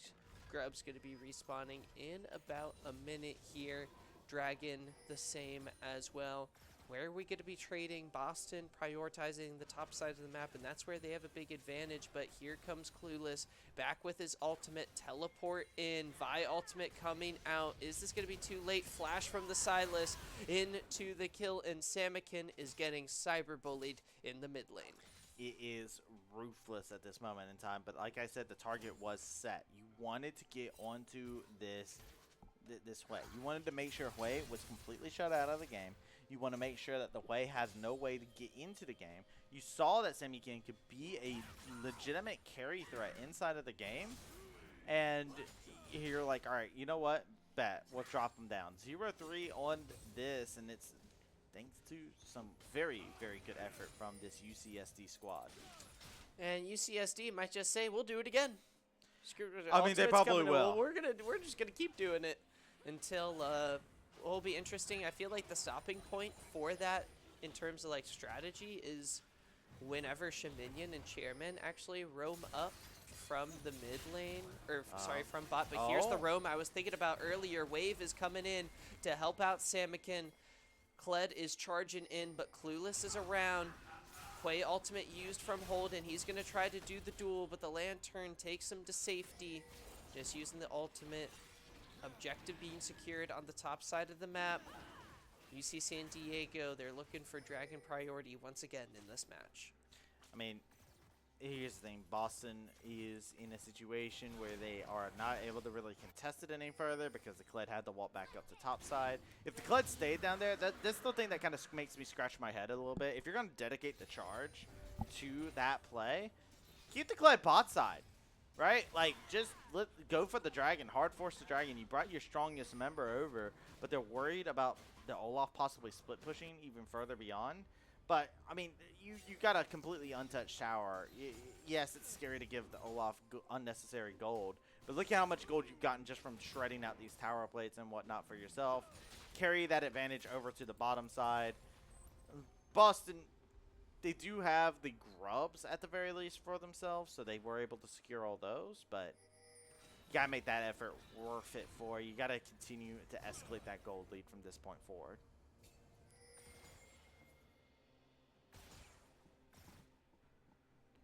Travi. Yes, Mac. I'm worried for UC San Diego. Oh, what makes you so worried? Shaminian already Kraken Slayer online. The Jinx feels really ahead. I don't know, Shezamasi, where are you gonna get on this back? We're gonna see complete item. He did go Cole. He did pick up boots. This is a good opportunity though. Wave is caught unexpecting, not ready. Assault in battery. Kled, you are under arrest. Wave sent back to base, and UC San Diego capitalize on the perfect opportunity to take down Wave. As a big member, they ready to drop and check out Samikin. Misses the ultimate, but the fire burns true. Holden forced to back away. Meanwhile, Shaminian still continues to get a huge lead in the bot lane. 40 CS lead, first turret gold. Huge lead for Boston down bot. This is, oh, wait, hold on. I might not have time to speak. We got another gank in the mid lane. Samikin continues 2v1 situations. Lantern to help finish it off, though. Shezamasi, the one with the kill. King here to help depth out. Charge. Dodges the Jinx ultimate. The Nautilus depth charge, not enough. Let's charge back into the mid lane. Protoss is getting targeted. Clueless, a really solid tanking of it. Now underneath the turret, Chairman unable to escape. It is disaster for Boston in the mid lane. UC San Diego end up getting 2 kills. Boston throw their bodies at UCSD, and they say, we know how this song goes. Let them hit the floor. Immediately drops every single member of Boston involved into the play. Yet again, the cyberbullying continues to go on towards Samikin. Samikin had a great game 1. They said, you're not having that again in this game. Drops him down yet again. Super Mega Death Rocket doesn't find its target. May have made it a little bit more worth if it did, but now, I mean, Boston still has like a lot of good things going for him, right? You got this Jeans who's getting items, who's getting a lot of gold shoveled down their mouth. The Kled looks like they're doing all right, but they're having trouble actually coordinating a play. While UCSD, they're being so proactive, and yet again, it's Protoss on this Thresh. The playmaker of this squad is looking, absolutely clean. Shaminian just wants one neutral objective steal with the rocket. Gotten close a couple times. He's gotten so close, but it's another pick. Clueless, Holden, and Protoss have been playing my Mad Lads. They want to move on into the next round. UC San Diego, 5-kill advantage, 1,000 gold advantage, secured the Rift Herald, headed on into the top lane. That turret is on, just hanging on by a thread, Travi. Oh, yeah, it's not long for the world. Living on a prayer. I don't know if you want this fight, by the way. This is an affiliate of red and white. They're going to try for it. Eccentric looking, does have the hammer. Not available, can't drop it. Shezomancy kiting back successfully. Look at all the chakrams available, but it's still not enough. The Hui ultimate comes out, and Shezomancy gets taken down and sent back to base. But here's the return fight. You got to worry about Holden. There's the ultimate onto the Jinx. Holden able to finish it off with the chains, but they do not have the numbers advantage. It is Boston grouping up and taking 4 kills for themselves. Holden fighting back though successfully. He's able to answer back twice. Holden juking everybody around, trying to come through, but he can't. At the end of the day, it is 4 kills for the price of 2. Giga gets a turret on the bot side. Yeah, Giga's just splitting this entire time, but Boston, something that they absolutely needed was to get an influx of picks at that moment in time. You need to get that Aphelios, you need to get that Thresh, you need to get him off of the map. Then Vi and Silas, a new challenger has appeared, and they kind of go in one by one. They get separated by the Jeets traps. Boston has now gotten a bit of gold that has been put into the Jeets. You've gotten gold put into Sammykin on the way, who was 0-4 and 0 before, now 0-4-4. Able to get a little bit of money. Every bit of gold matters for Sammykin. And the Kled is now completely unhinged. Still wants one rocket. Just one. It's not going to come through, though, in time. And you see San Diego getting onto Soul Point, maybe, if they get it. One more punch. There we go. Smite available. And there we go, Travi. 1,000 gold still separates these two teams after the rumble in the jungle. Boston went out on the kill advantage, but what are they doing with those kills, Travi? I don't see a whole lot. Turrets still the same. They do have 6 Void Grups, a lot of pushing potential as Holden might be caught out. 2v1 situation. He steals the Poppy Hammer, though, to make this gank a lot more challenging. He whiffs. He's not used to the weight of the hammer. Now can he escape it? Looks like no, but so much damage. My goodness. This is a Fed Silas, his 4th kill of the game. Hui ultimate going to be able to finish it off. Shutdown gold, as you mentioned, every little bit counts. Rift Herald used in the bot lane. We did talk about it, though. What are you getting as a result of that play? Boston, they dedicated 2 members onto it. So UCSD, they say, what we are going to make out of this play is we're going to get pressure. They put pressure down onto the mid. They got that Rift Herald down in the bot like you were just talking about. Lots of pressure that was able to be achieved by UCSD. Every little bit matters. But yet again, we're in a situation where the gold is completely dead even. And yet again, UCSD, they are at Soul Point on Dragons. Familiar territory. Are they going to go for it this time? They actually have a good team fight this time. Yeah. Last time it was poke. It was a poke last time their team comp was a bit abysmal for doing anything later on in the game, right? Like you have Nidalee jungle. Nidalee jungle, I love the champion, but it doesn't allow you to really just consistently fight inside of the game. Yeah. They didn't have a composition built for fighting inside of the neutral objectives unless they lay out the groundwork first. This time around, they have a Silas who is incredibly strong. Lichbane has already been completed. They'll be able to devastate some HP bars. They've got great ults to be able to seal. They should be able to yoink the depth charge as their Nets ultimate if they so choose. And that will be a major one from the grab because that means they can just kind of throw that into the back of the fight and the Jinx will get disabled. So they should be completely free, willing, and able. But Silas is staying up topside with that teleport. They can go for that play at any point in time once we hit that dragon point. But they got 2.5 minutes until that even comes around. Well, and even because of that, Travi, San Diego prioritizing the top side of the map, getting a little bit of an invade off, getting some solid vision control. They've got a really fast Baron comp.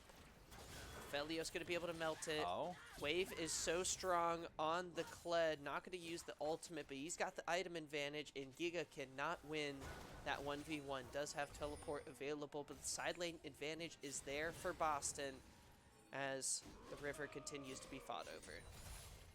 With that Ravenous, this Kled is such a menace on the side lane. I think Boston really needs to capitalize on this, though. They need this Kled to have a big moment inside this game, because they're not behind by a tragic amount by any means, and they have so much comeback potential with this Jinx.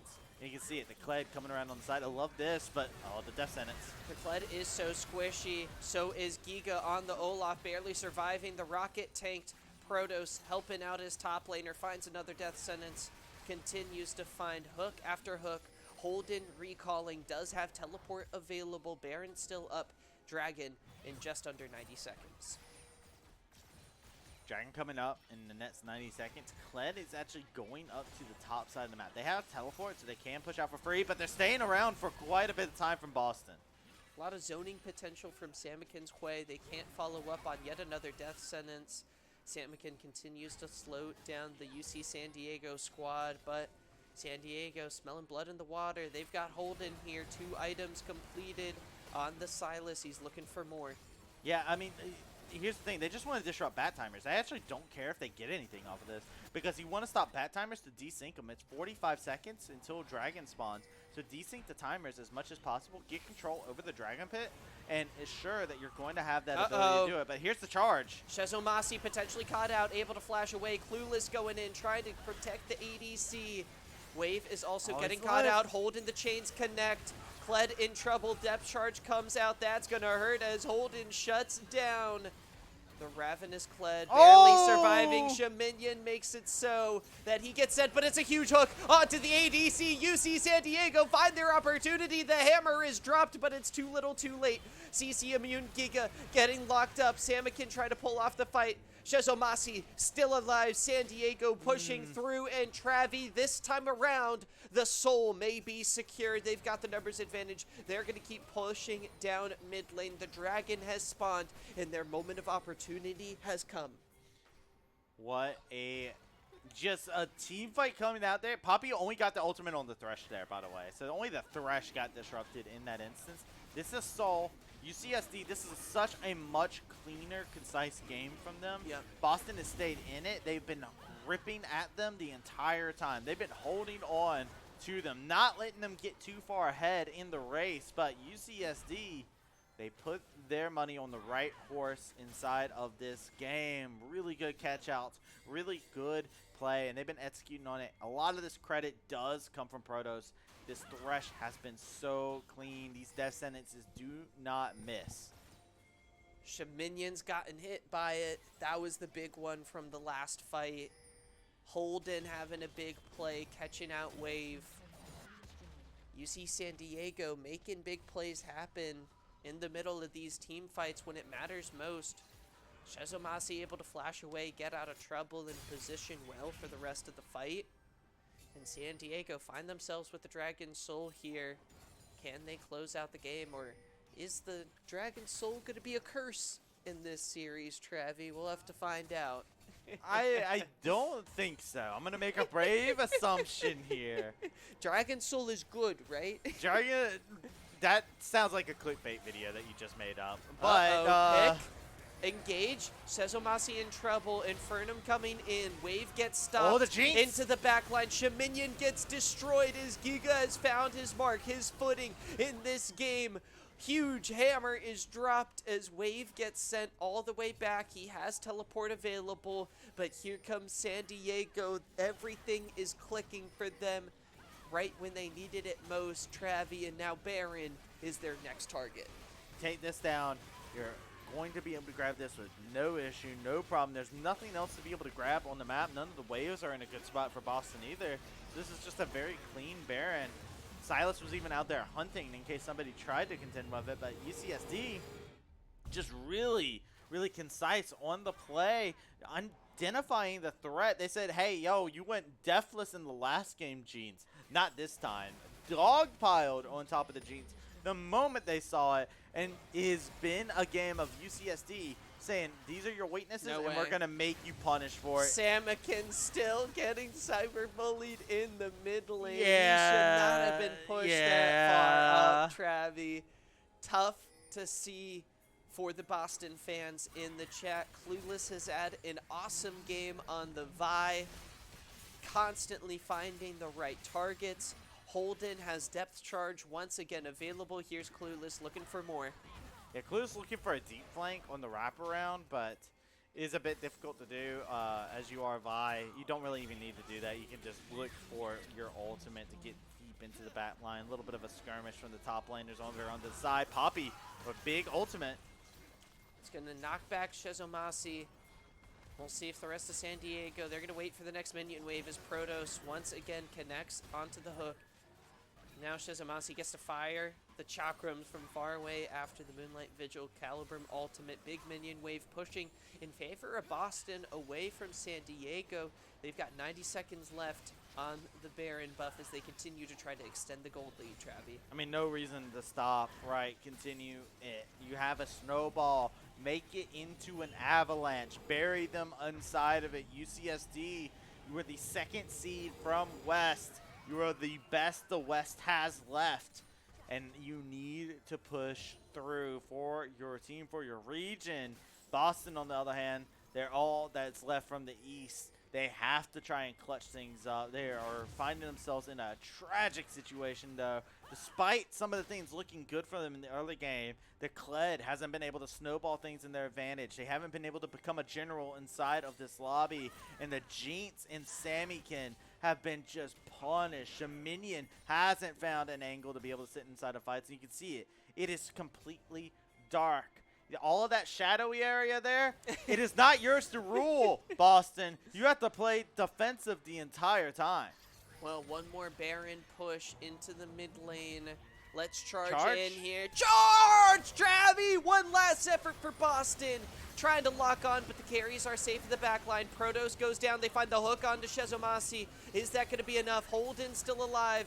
Holding the fort down. There is the engage onto Shaminian. Here comes Giga barreling down, and the last-ditch effort from Boston does not succeed. UC San Diego continue to find fight after fight.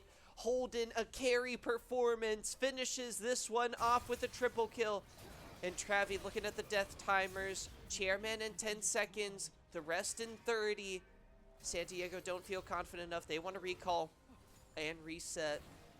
They continue to win fights, and it feels like they're in total control. They do not want to throw their bodies against the wall, surprisingly. Let the bodies hit Yeah, the floor. they remember, this is the team that was super into just throwing themselves at the base and just saying, we'll chip away at the tower with our bodies. Yeah. UCSD is saying, you know what, the game's not that tense. And I feel like now we're seeing how pressure can affect you inside of these games, right? Inside the last game, dead even, couldn't find a window of opportunity for either side. This time, UCSD confident. They're in the driver's seat. They know that whatever Boston throws at them, they can do back to them just better. Silas kind of helps with that, eh? Yeah. I mean, affect Silas too, right? That early attention, you got to give credit where it's due. King Clueless, on the Nidalee game, they didn't get to really have any ganks that were really impactful. They were just kind of lobbing spears. This time on the Vi, much better game. There's a reason why they first rotation it. Moonlight Vigil comes out. They're going to root everyone down. Elder Dragon is available. Hook in onto Giga. The charge comes through. Giga's not going to be slowed down. He's into the back line. He's trying to find everyone. Holden. The Silas still coming through here. Travi all over. It is San Diego dominating as the Silas is on the rampage. And here we go. He's charging in as San Diego. One more effort. Everyone's running in. Another hook from Protoss. He just can't seem to miss. Shaminian gets destroyed. And Boston gets taken down. Samikin, the last one standing. San Diego turn their attention to the base. Super minion wave coming in. Looking at the death timers, they're still short at this Oh, he point stopped in the the back. game. Samikin versus Holden, the mid lane 1v1. Having some fun with the explosive cones, but Travi, look at the death timers. Chairman's back up. Yeah. Is it going to be in time? The It's not Nautilus enough. versus the World. There's the Nexus turret. The Nexus is exposed, and the West's #2 seed is moving on into the Sweet 16 with a 2-0 sweep of Boston University. What a great match from UCSD. Wow. I was a bit concerned Mm-hmm. going into this game because of the fact that, like, all right, I was just like, all right, they're really incredibly close. And I feel Yeah. like UCSD did not end game one convincingly, in my opinion. Yeah. They won, but I was just like, that was a war of attrition. Yeah, Cold War. This game right here, it was a slow burn yet again, but this time they're much more tempered. They don't give Mhm. away their sole win condition. They play a composition that allows them to have much more priority. And the focus on the Samikin in the early game was gorgeous. So Hui was a non-factor, and they could focus all their attention onto dogpiling the Jinx. And it worked incredibly. UC San Diego understanding their identity, I think, consistently in both games, right? At the end of the day, Yeah. right? It's something they really did well with, understanding how they needed to play together as a team, function as a composition. And this time, the poke is kind of tricky to navigate. I feel like poke comps are generally on the more challenging side to navigate. Oh, it's so and hard to do. competitive, right? And so It's harder than split push comps, in my opinion. Mhm. Like, I think it's easier to do a split push comp because at least then it's just about how are you actually communicating and Mhm. positioning yourself. Poke comps, brother, like, there's a limited pool of champions that can even do that. You have to draft, like, a picture perfect comp Yeah. to make that happen. And two, if the opponent's comp is just good in the poke comp, you just lose. Like, it's Yeah. so hard to actually make good. So, you got to give them credit for trying it. But, I mean, at the end of the day, they're still top 16. They are in that Sweet 16 Yep. mode there. Yeah. So they pull it out with the win. No more games for us here, unfortunately, in the Carolina Gaming Arena studio. That's going to do it for our coverage. Travi, just thinking back, we've had a weekend stock full of League of Legends action. We pull up the bracket really quick here, just as a final note, see where we're at here. It's not going to be an updated bracket, but we get a look on this side of things. We got actually covered 2 matches today in this realm of the bracket. PNW going to be facing, I don't know if UST has played yet for sure. I think they might have. Very likely going to be University of St. Thomas versus PNW. Former champions. Former champions. They're pretty good at League of Legends. And then St. Louis University taking on UCSD. So will be fun to watch that action. Travi, it's been a pleasure, man. Great casting with you here in person. Appreciate everyone tuning in to the stream. We hope to see you guys soon. As that's going to do it, ladies and gentlemen, until next weekend where the round of Sweet 16 kicks off. Until then, stay safe.